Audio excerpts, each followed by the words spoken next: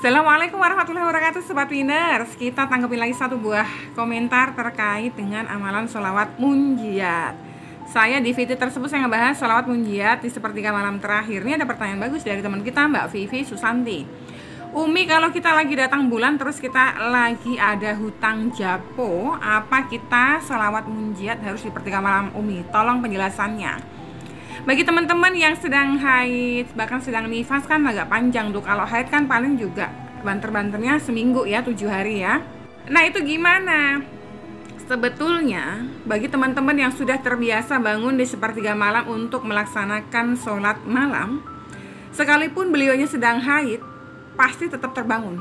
Itu yang saya alami sendiri dan juga dialamin oleh member-member kelasku. Udah ribuan orang yang menyampaikan seperti ini.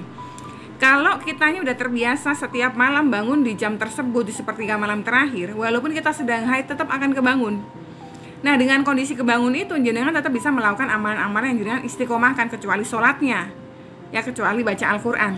Sholawat termasuk amalan yang kita istiqomahkan di sepertiga malam terakhir, jenengan bisa tetap amalkan.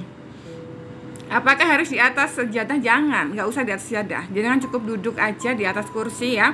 Karena gini, kalau kita sedang haid, mohon maaf, kadang-kadang ada namanya bocor ya kan. Takutnya nanti bocorannya meleleh ke sejadah, jangan. Jadi jangan cukup duduk aja ya, duduk santai aja. Bahkan jangan duduk di atas tempat tidur jenengan pun ya nggak apa-apa, karena kondisinya memang sedang haid. Jenengan masih bisa mengamalkan itu. Jadi sebenarnya nggak ada alasan haid nggak haid, karena biasanya teman-teman yang terbiasa bangun di sepertiga malam terakhir tetap bisa melakukannya di waktu tersebut. Nah saya rekomendasikan di waktu tersebut. Kenapa? Karena sudah banyak banget yang merasakan keajaibannya, termasuk saya pribadi.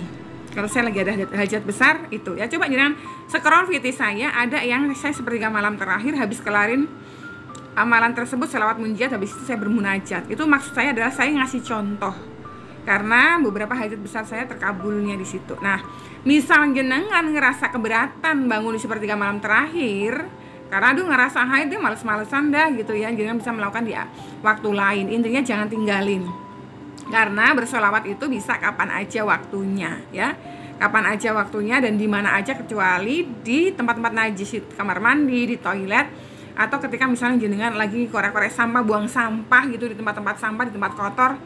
Jangan. Kenapa? Karena kita bersolawat itu sesungguhnya kita sedang berusaha menghadirkan baginda Rasulullah di tengah-tengah kehidupan kita. Maka selayaknya kita menerima tamu yang agung ya kan, harus di tempat-tempat yang baik gitu loh ya. Di tempat tidur jenengan, di atas jenengan tempat tidur, kalau misalnya lagi haid silahkan amalkan ya.